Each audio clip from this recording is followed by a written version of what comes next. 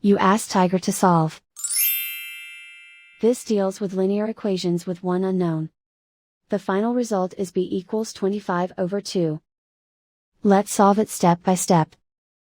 Group all constants on the right side of the equation. Add 11 to both sides.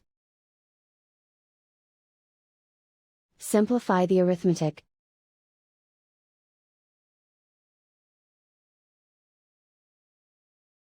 Isolate the b. Divide both sides by 4. Simplify the fraction. Find the greatest common factor of the numerator and denominator.